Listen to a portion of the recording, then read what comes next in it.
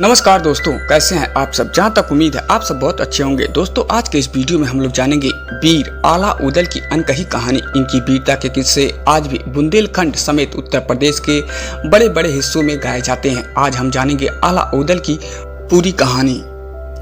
भारत के इतिहास के पन्नों में अनेक वीरों के शौर्य और साहस की गाथाएं मौजूद हैं, जैसे महाराणा प्रताप, रानी लक्ष्मीबाई और छत्रपति शिवाजी आदि। ये ऐसे नाम हैं जिन्होंने अपनी वीरता और युद्ध कौशल से सभी को चौंका दिया। ऐसे ही दो वीर योद्धा हुए बुंदेलखंड के आला और उदल। इन वीरों की वीरता की जितनी भी प्रशंसा की जाए वो कम है, जिनकी अद्भुत कहानी हम आज इस वीडियो में जानेंगे। क्या आप जानते हैं कि आला और उदल कौन थे?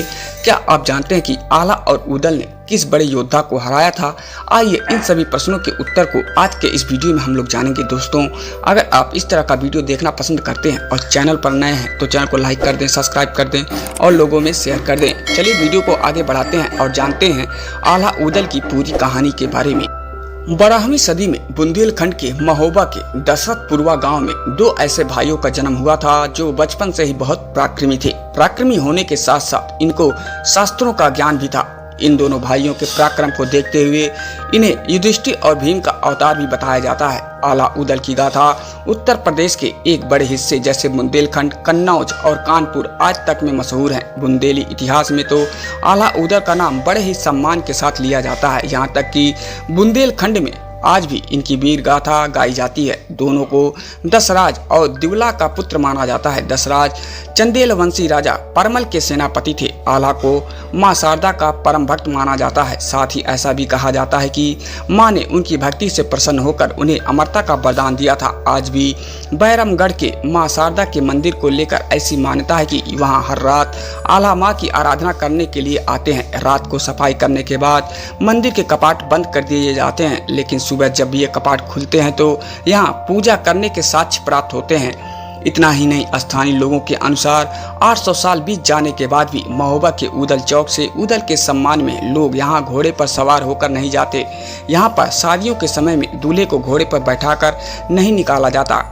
कवि जगनिक की मशहूर कविता आला खंड में इन दोनों के द्वारा लड़ी गई 52 लड़ाइयों का वर्णन किया गया है। आला और उदल दोनों का आखिरी युद्ध दिल्ली के शासक पृथ्वीराज चौहान के साथ हुआ था। 11वीं सदी में जब बुंदेलखंड को जीतने के इरादे से पृथ्वीराज चौहान ने चंदेल शासन पर हमला किया था, तब उस समय महोबा चंदेलों की राजधानी थी। बैरमगढ़ की एक बड़ी लड़ाई में आला के भाई उदल वीरगति को प्राप्त हो गए थे। इसके बाद आला ने पृथ्वीराज चौहान की सेना पर हमला बोल दिया। करीब 1 घंटे तक युद्ध लड़ने के बाद पृथ्वीराज चौहान और आला रण में एक दूसरे के आमने सामने आ गए। आला ने उन्हें पराक्रम से पृथ्वीराज चौहान को हरा दिया था। हालांकि ऐसा कहा जाता है कि अपने गुरु गोरखनाथ के आदेशानुसार आला ने पृथ्वीराज चौहान को जीवन दान दिया था। इसके बाद आला संन्यास लेकर मां शारदा की भक्ति करने लगे।